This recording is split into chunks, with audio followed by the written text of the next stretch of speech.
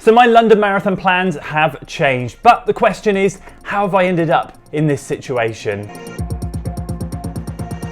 So welcome back to another video, and there's going to be a lot to unpack in today's video. The main bulk of it is that I want to go through with you guys and really answer the question why I've had to change my London Marathon racing plans, what that means for the autumn goals, and basically how I've got myself into this situation. I'm going to wind back the clock and cover this 20-week block very quickly and then explain what's going to be happening at London. So 2023 was an extremely successful year for me. Personally, I managed to PB across all the distances that I wanted to, plus a little bit more. And what Coach Will said to me back at the end of Newport Marathon last year was, "Oh man, I'd love to be able to coach you for a full 20 weeks marathon training block." And I said, well, absolutely. I'm in for London next year. Let's do it. So we kick-started back in December, 20 weeks out from London, started producing the video series on this channel and documenting my way towards London. Now, the first 8 to 10 weeks of that training very much was kind of 10K specific workouts, keeping the speed in.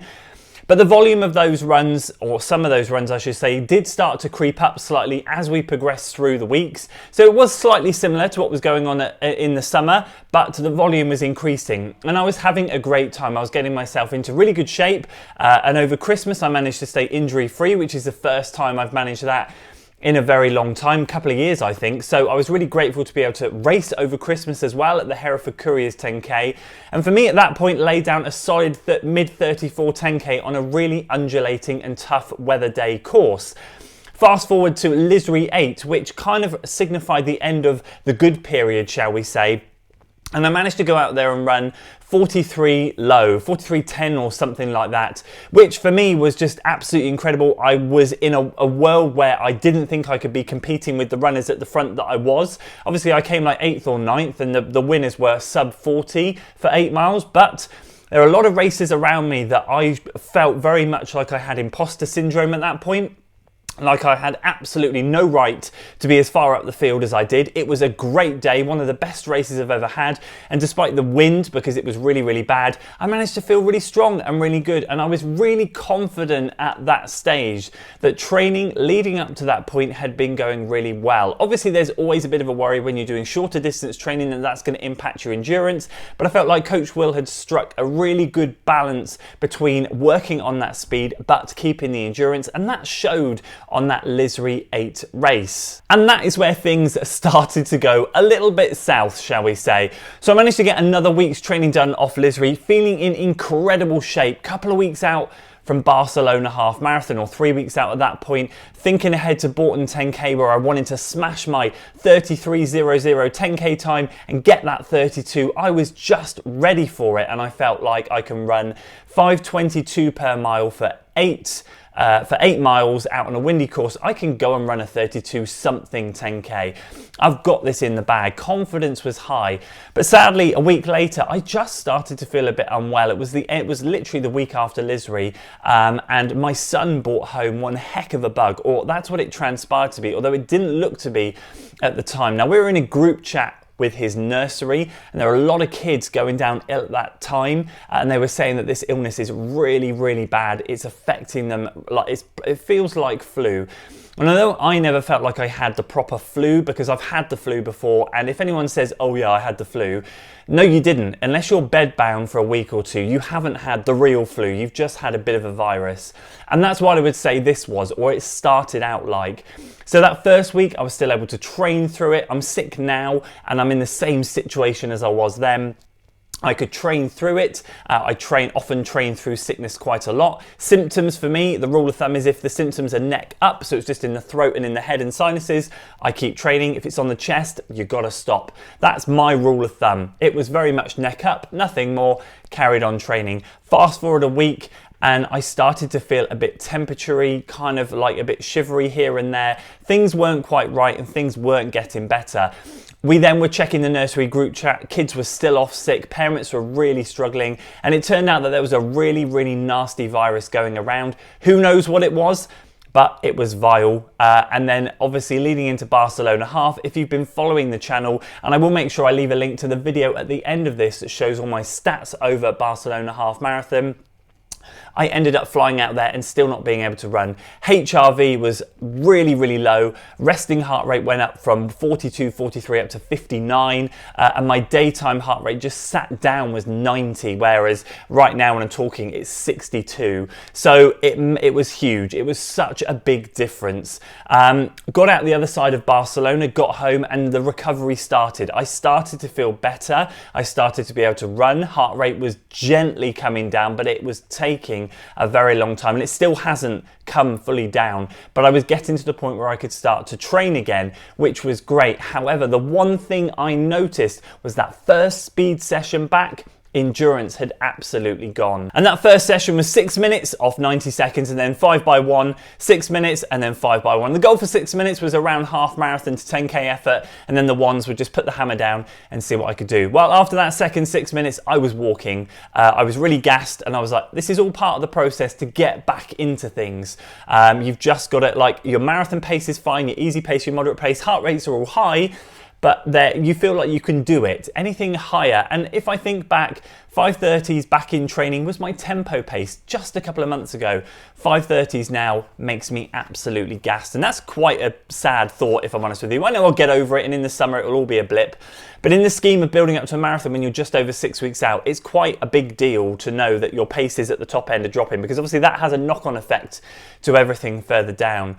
Anyway, that was last week. Fast forward to this week, sick again. My lad has brought home another illness. He's been rough, poor lad, but he's now fine and left me with it and the wife. And it's just part and parcel of having kids at nursery. Again, this time though, HRV is still great, resting heart rate is great, all my stats are great. So hopefully this is just throat and up. I actually feel better today, so hopefully this is just a passing cold. I won't think anything of it. However, yesterday when I went out to do my speed session, and I'd say I felt a lot worse than this. Well, I'm not going to say what happened, but all I'm going to leave it with you is stay tuned for Sunday's video.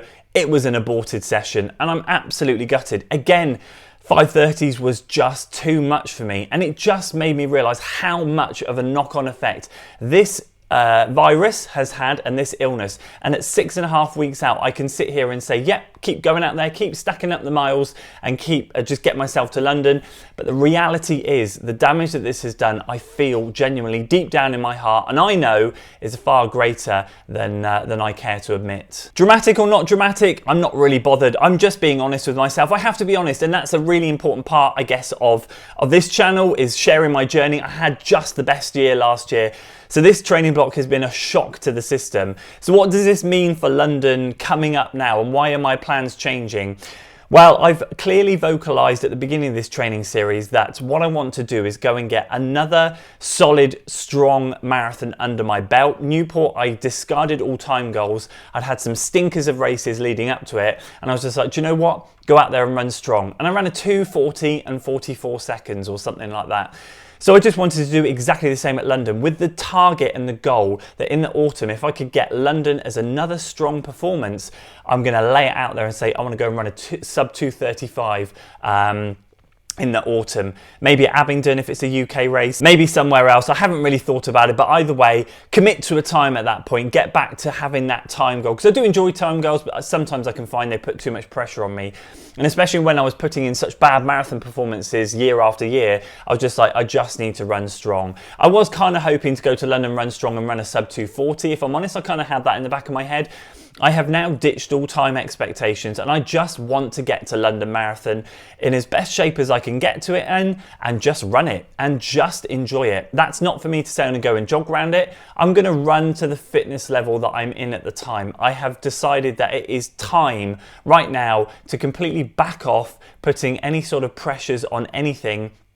Just get the training done and just go out there and run it. And I feel already like that's going to be the sensible option, because I need to think about the summer. I need to think about the autumn. I want to be able to keep training, and I don't want to run myself into the ground right now. And I don't want to push my body too hard right now to try and achieve something that clearly my body is not able to do. Just as another quick side note, one of the things that I was noticing when I was really ill with the virus is I go out for a run, and in the first week back, it would take my heart rate 2, 3, 4 hours to come back down. That all settled after the first week. But last week's speed session, and even yesterday, my heart rate just would not come down for 2, 3, 4 hours still. So clearly I can handle long runs all right because it's coming straight back down after those. Easy runs and moderate runs, fine.